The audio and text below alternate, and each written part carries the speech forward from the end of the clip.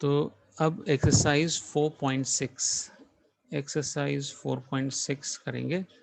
उसमें थ्योरी क्या है पहले वो समझ लेंगे, उसके बाद क्वेश्चंस पे आएंगे। सो कहता है in this section we will be discussing application of determinant and matrices for solving system of linear equation in 2 or 3 variables and for checking the consistency of the system of linear equation. तो क्या होता है consistent system और क्या होता है inconsistent system. तो अपन पढ़ रहे हैं कंसिस्टेंट क्या होता है। A system of equation is said to be consistent if its solution one or more exist. अगर उसके सोल्यूशन एग्जिस्ट करते हैं तो कंसिस्टेंट बोलेंगे, और इनकंसिस्टेंट कब बोलेंगे, जब सिस्टम ऑफ इक्वेशन का सोल्यूशन एग्जिस्ट नहीं करता। तो मैं आपको याद दिला दूं, आपने 10th क्लास 10th में हमने लिखा था कि जब दो इक्वेशन ली थी, a1x plus b1y is equal to c1 और a2x plus b2y is equal to c2, तो अपन लिखते थे कि a1 upon a2 is not equal to b1 upon b2। तो बताओ एक कैसा ग्राफ बनता था। कंसिस्टेंट नहीं बनता था। हाँ, इंटरसेक्टिंग लाइंस बनती थी, ठीक है, ग्राफ होता था इंटरसेक्टिंग लाइंस। और क्या बोलते थे, system of equation is consistent. तो जब दो लाइनें मिलती हैं तो कंसिस्टेंट है, और जब नहीं मिलती है तो इनकंसिस्टेंट है। तो अब दूसरा देखो, a1 upon a2 is equal to b1 upon b2। अच्छा बताओ इनफाइनाइट सोल्यूशन के लिए कंडीशन क्या होती है। a1 upon a2 is equal to b1 upon b2 is equal to c1 upon c2। बिल्कुल। तो फिर ये कैसे ग्राफ बनेगा इसका,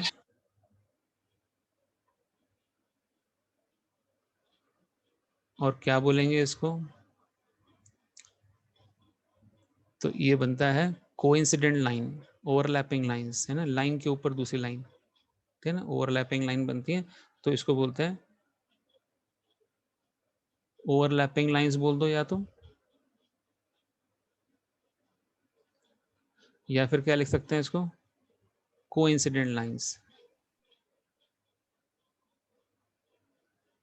और इसमें कितने सॉल्यूशंस होंगे बताओ, कितनी बार दोनों लाइनें मिल रही हैं, कितनी बार मिल रही है, इनफाइनाइट टाइम्स मिल रही है ना।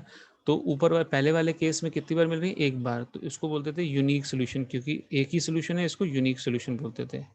और इसको बोलते हैं हम इनफाइनाइट सोल्यूशन। तो एक बात बताओ, इसको कंसिस्टेंट बोलेंगे कि इनकंसिस्टेंट बोलेंगे। कंसिस्टेंट। हाँ, तो जब भी लाइनें मिल रही हैं तो कंसिस्टेंट, और नहीं मिल रही हैं तो इनकंसिस्टेंट। तो हमने लिखा कंसिस्टेंट। और उसके बाद थर्ड चीज हमने पढ़ रखी है, पैरेलल लाइन की कंडीशन याद है किसी को। a1 upon a2 equals to b1 upon b2 not equals to c1 upon c2। बिल्कुल, not equal to c1 upon c2। और ये दोनों लाइन पैरेलल बनेंगी, और पैरेलल लाइंस में यहाँ लिख देते हैं पैरेलल लाइंस। तो बताओ ये दोनों मिलेंगी क्या आपस में। No sir. नहीं। नो सर, तो इसलिए क्या लिखेंगे इसको, इनकंसिस्टेंट। इनकंसिस्टेंट। और साथ ही इनफाइनाइट सोल्यूशन लिखें, यूनिक सोल्यूशन लिखें, या क्या लिखें इसमें, नो सॉल्यूशन। नो सोल्यूशन लिखेंगे। तो ये सब हम पढ़ के आए हैं क्लास 10th में, ठीक है। तो वही चीज़ हम यहाँ पे करेंगे। वहाँ पर हम सिर्फ दो वेरिएबल्स x और y की वैल्यू सॉल्व करते थे, और 3 मेथड होते थे हमारे सॉल्व करने के, याद है, 4 मेथड बल्कि। पहला मेथड कौन सा होता था बताओ, मेथड ऑफ सब्स्टिट्यूशन। कौन सा, सब्स्टिट्यूशन मेथड, सब्स्टिट्यूशन मेथड था। और दूसरा एलिमिनेशन। मेथड। एलिमिनेशन। हाँ बिल्कुल सही है, तो एलिमिनेशन। उससे डिस्क्रिमिनेंट निकालते थे। हाँ, और क्रॉस मल्टीप्लिकेशन। तीसरा क्रॉस मल्टीप्लिकेशन, और चौथा था बताओ ग्राफिकल। कौन सा। हाँ, चौथा ग्राफिकल मेथड था, बिल्कुल सही है। तो ग्राफिकल मेथड, ये सब हमने कर रखा है।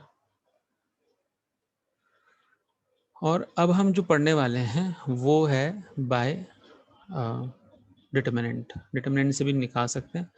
तो जो हम 12th क्लास में पढ़ेंगे, तो एडजॉइंट मेथड या इनवर्स मेथड से करेंगे। using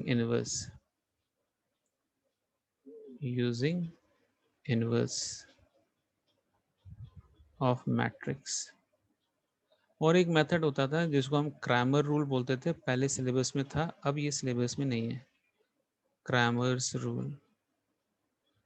ठीक है, तो इनवर्स मेथड जिसमें एडजॉइंट यूज होता है वहाँ वो वाला मेथड यूज करेंगे हम। ठीक है, जो इसमें एक्सरसाइज में सीखने वाले हैं। तो वहाँ तो हमने 10th क्लास में 2 ही वेरिएबल देखे थे, एक्स और वाई की वैल्यू निकालते थे, पर यहाँ पे 2 वैल्यूज तो निकालेंगे ही, कभी कभी हमको 3 वेरिएबल्स, ज़्यादातर तो 3 वेरिएबल्स वाली इक्वेशन मिलेंगे, उसको भी सॉल्व करना हम सीख लेंगे यहाँ पर।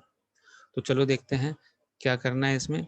Solution of system of linear equation. तो पहली इक्वेशन क्या है हमारी, मानो a1x plus b1y plus c1z is equal to d1, ये पहली इक्वेशन है।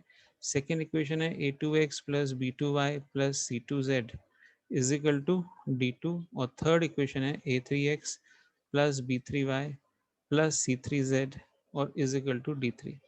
अब हम इसको क्या लिखेंगे, मैट्रिक्स फॉर्म में लिखेंगे, रेक्टेंगुलर फॉर्म में अरेंज करेंगे नंबर्स को। तो हमने कोफिशिएंट्स अलग कर लिए, a1 b1 c1, a2 b2 c2 और a3 b3 c3।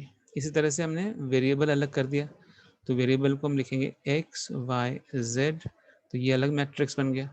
तो एक बन गया 3x3 मैट्रिक्स, दूसरा बन गया 3x1 मैट्रिक्स, और इज इक्वल टू इस तरफ राइट साइड में d1 d2 और d3, तो ये बन गया 3x1 मैट्रिक्स। तो अगर मैं वापस से मल्टीप्लाई कर दूं फर्स्ट रो को फर्स्ट कॉलम से, तो देखो वापस से फर्स्ट इक्वेशन बन जाएगी इस तरह से। तो हमने क्या किया है, इक्वेशन से मैट्रिसेस में लिया है। तो हम जो पहला मैट्रिक्स है उसको नाम दे रहे हैं ए, और जो दूसरा मैट्रिक्स है उसको नाम दे रहे हैं, वेरिएबल है कि इसलिए कैपिटल एक्स नाम देंगे, और इज इक्वल टू जो राइट साइड में मैट्रिक्स है उसको नाम दे देते हैं बी, कैपिटल बी।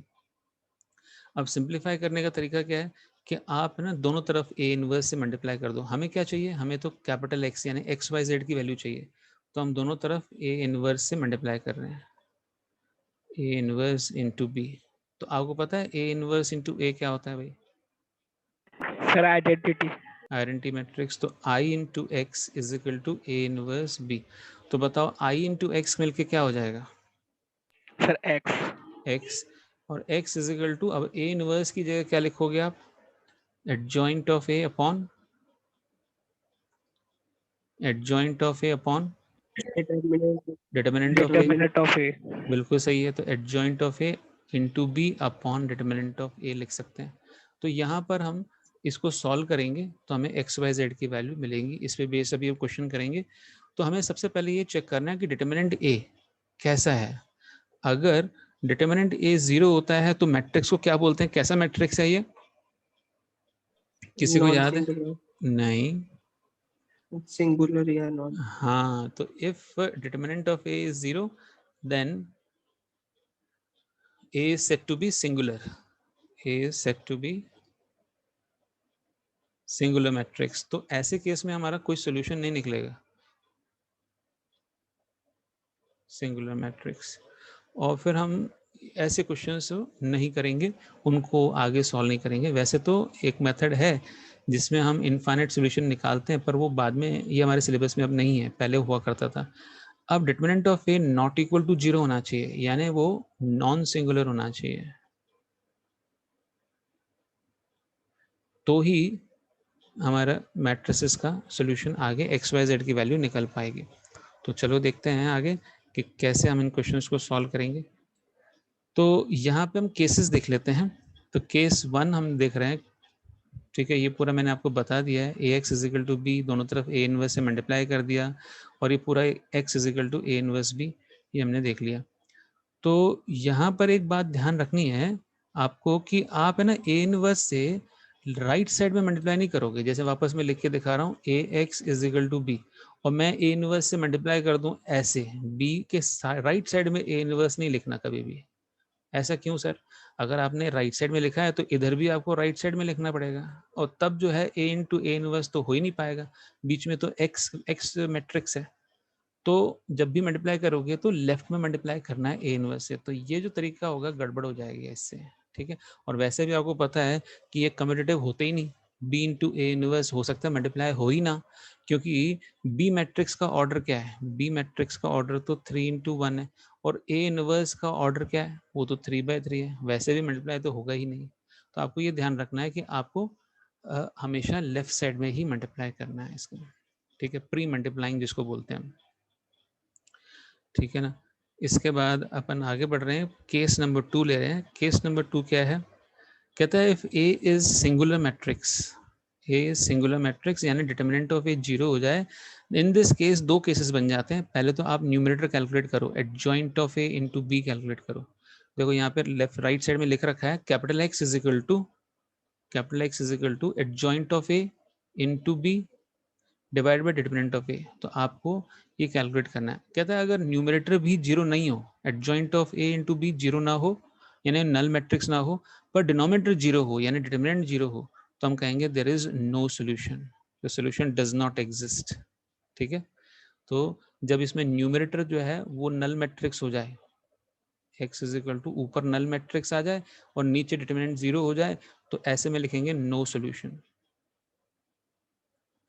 पर अगर डिनोमिनेटर भी 0 है और न्यूमरेटर भी 0, सॉरी मैंने गलती करी बोलने में, आपको क्या करना है, न्यूमरेटर 0 नहीं है इस केस में, ठीक है, not equal to 0, adjoint of A upon B जो है इनटू बी, ये 0 नहीं हो, नॉट इक्वल टू 0 हो, ये है ना।